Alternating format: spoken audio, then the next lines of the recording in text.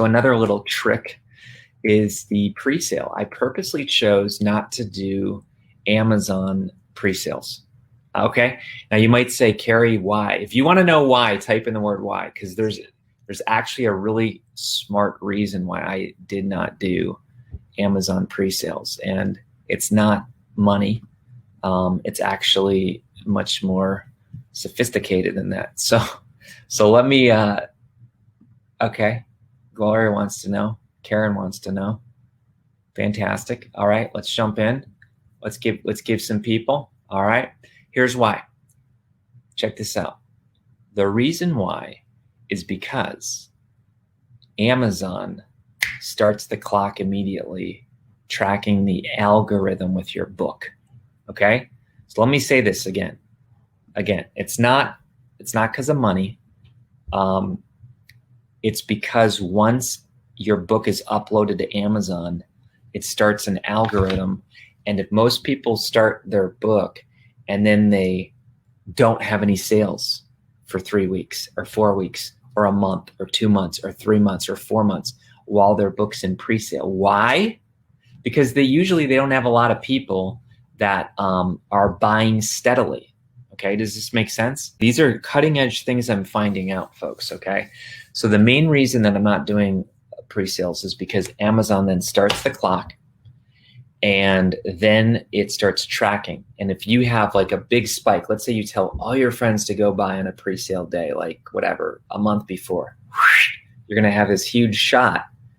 You might get #1 bestseller, maybe not. You might get #1 new release, but then what's gonna happen is it's gonna die for another month, usually, unless you have a very built-in tribe, which again, I wasn't born with, but I built it over years, and you folks are fantastic.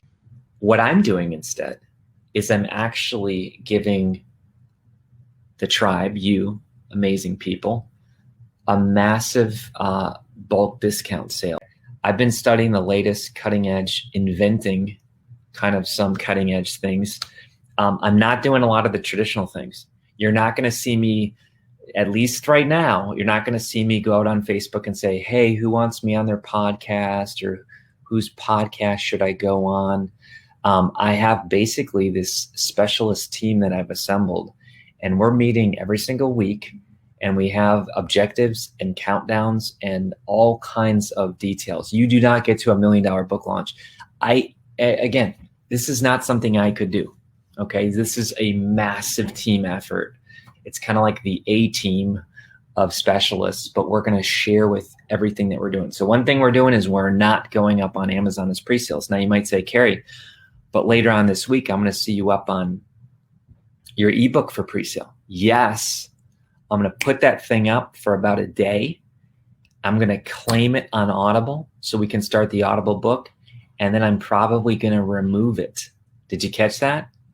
Now listen, this is some experimental things. I'm just telling you, because you can't start your audiobook unless you claim it on Amazon. You can't just throw up audiobooks that aren't real books, because otherwise people would just put all their podcasts on Audible and just sell it. You need a book. So what we're going to do is we're going to throw the ebook up. We're going to claim it on Audible. We're going to upload all the files. And then probably we're going to pull it. And again, that's at least the plan. You gotta pay attention to and I'm going to report all the results. So all along the way, I'm going to report the results. This is very different than with Elixir Project. With Elixir Project, I put that book up 4 months in advance. And here's what happened. Lots of people got it. And then, your super fans get it. Thank you, all super fans. I'm your super fan. And then it kind of plateaus, and then it kind of goes down because people think, oh, it's not coming out for 2 more months. And Amazon's tracking that whole algorithm. And what they see is they see this spike, and then it dies. Then your launch comes, and then they see this, and then usually it dies again.